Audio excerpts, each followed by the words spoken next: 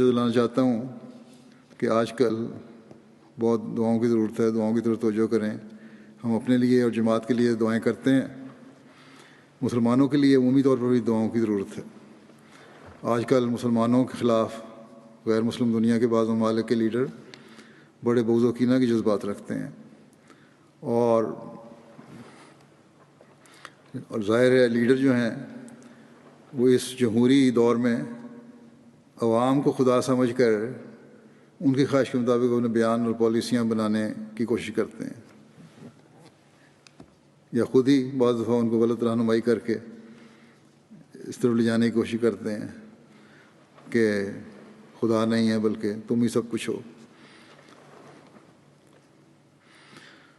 جہاں کھل کر بیان نہیں بھی دیتے وہاں بھی دلوں میں اسلام کے خلاف نفرتیں اور تحفظات لیے ہوئے ہیں یہ لوگ، اور عوام الناس کا ایک بڑا حصہ بھی اسلام سے صحیح واقفیت نہ ہونے کی وجہ سے مسلمانوں کے خلاف ہیں۔ بہرحال ہم نے دعاؤں کے ساتھ، کوشش کے ساتھ دنیا کو بتانا ہے کہ اسلام کی حقیقت کیا ہے۔ گزشتہ دنوں کھل کر اگر کسی مغربی لیڈر کا بیان آیا ہے، ویسے تو آتے رہتے ہیں کسی نہ کسی طرح فکرات لپٹے لپائے، کچھ نہ کچھ سیاسی طور پہ بیانات کر کے یا اس طرح گول مول سے الفاظ میں، لیکن کھل کے کسی لیڈر کا بیان آیا تو وہ فرانس کا صدر تھا۔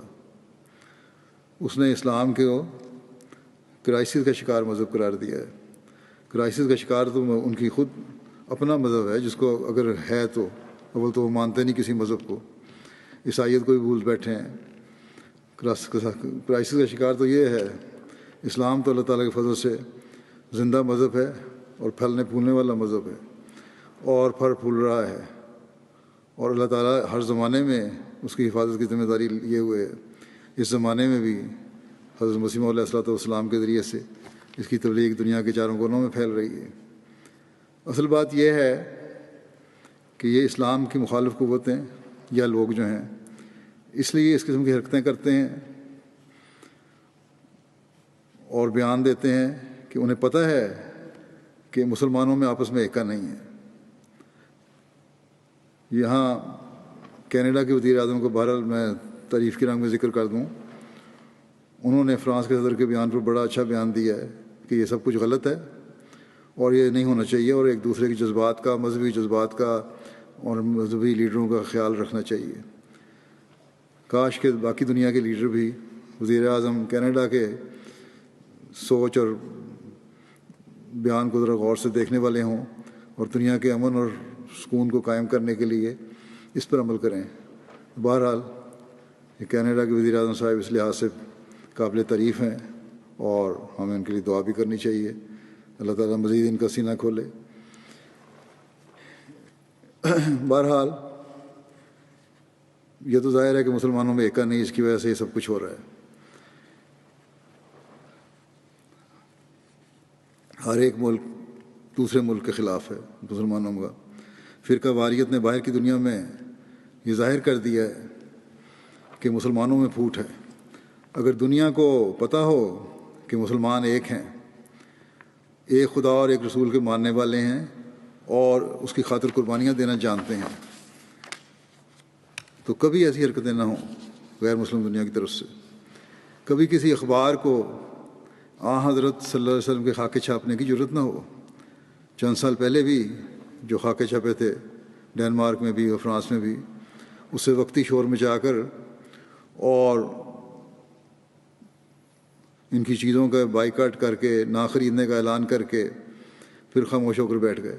کچھ بھی نہیں ہوا۔ چند مہینوں کے بعد خاموشی ہو گئی۔ اس وقت بھی جماعت احمدیہ نے ہی صحیح رد عمل دکھایا تھا اور ان کے سامنے حضرت صلی اللہ علیہ وسلم کی خوبصورت سیرت پیش کی تھی، جس کی بہت سے غیروں نے، پڑھے لکھے طبقے نے، لیڈروں نے، عوام الناس نے تعریف کی تھی اور پسند کیا تھا۔ اور یہی کام ہم آج بھی کر رہے ہیں اور بتاتے ہیں کہ چند سر پھرے لوگوں کے اسلام کے نام پر غلط عمل کو اسلام کا نام نہ دو۔ کسی ملک کے صدر کا یہ کام نہیں ہے کہ کسی شخص کے غلط عمل کو اسلام کی تعلیم اور مسلمانوں کے لیے کرائسس کا نام دے کر پھر اپنے لوگوں کو مزید بھڑکایا جائے کہ ان کے خلاف ہماری یہ لڑائی ہے اور یہ ہم لڑائی جاری رکھیں گے۔ اس شخص کو غلط عمل پر بھڑکانے والے بھی یہ خود ہی ہیں۔ میں نے پہلے بھی یہ بیان دیا تھا کہ یہ خاکے وغیرہ بنانا یا آن حضرت صلی اللہ علیہ وسلم کی توہین کسی رنگ میں کرنا کسی بھی غیرت مند مسلمان کو برداشت نہیں ہے، اور بعض مسلمانوں کے جذبات کو یہ حرکتیں بھڑکا سکتی ہیں اور بھڑکاتی ہیں، اور اس سے خلاف قانون پھر کوئی حرکت صدر ہو جائے۔ اگر کسی سے اگر کوئی شخص قانون اپنے ہاتھ میں لے لے تو اس کو پھر ذمہ داری یہ غیر مسلم لوگ ہیں، یہ حکومتیں ہیں، یا نام نہاد آزادی ہے جس کو فریڈم آف ایکسپریشن کا نام، اظہار خیال کا نام دیا جاتا ہے۔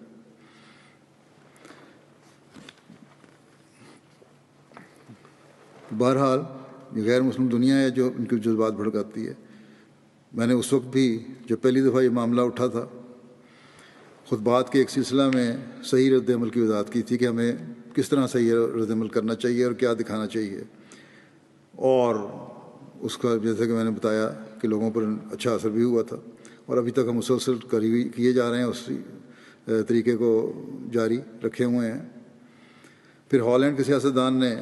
ایک جب بیان دیا تھا تو اس وقت بھی ہالینڈ میں نے ایک خطبہ دیا تھا اور اس کو اللہ تعالیٰ کے عذاب سے ڈرایا تھا، بلکہ اس پر اس نے ہالینڈ کی حکومت کو درخواست بھی دی تھی کہ اس نے مجھے موت کی دھمکی دی ہے، اور میرے خلاف اس نے یہ ہالینڈ کی حکومت کو کہا تھا کہ اس کو یہاں آنا بین کیا جائے، بلکہ اس پہ مقدمہ چلایا جائے۔ تو بہرحال ہم تو جہاں تک ہو سکتا ہے قانون کے دائرے میں رہتے ہوئے اسلام اور آن حضرت صلی اللہ علیہ وسلم کے مقام کے خلاف ہونے والی ہر حرکت کا جواب دیتے ہیں اور دیتے رہیں گے، اور اس کا اثر بھی ہوتا ہے، اور یہی حل پیش کرتے ہیں کہ قانون کے دائرے میں رہتے ہوئے ہر قدم ہمیں اٹھانا چاہیے، اور سب سے بڑھ کر آن حضرت صلی اللہ علیہ وسلم پر درود بھیجنا چاہیے اور دعا کرنی چاہیے، اور گزشتہ کئی خطبات میں اس بات کی تحریک کر چکا ہوں۔ اور باوجود ہمارے بارے میں غیر احمدی علماء کے سخت بیان کے، ہم اسلام کے دفاع میں اسلام کی حقیقی تعلیم کی روشنی میں اپنا کام کرتے چلے جائیں گے اور کرتے چلے جا رہے ہیں انشاءاللہ تعالی۔ ایک یا دو یا چار آدمی کو قتل کرنے سے وقتی جوش تو نکل جاتا ہے، لیکن یہ کوئی مستقل حل نہیں ہے۔ مسلم امہ اگر مستقل حل چاہتی ہے تو تمام مسلمان دنیا اکٹھی ہو۔ اب بھی فرانس کے صدر کے جواب میں ترکی کے صدر نے جواب دیا یا ایک دو اور ملکوں نے رد عمل ظاہر کیا،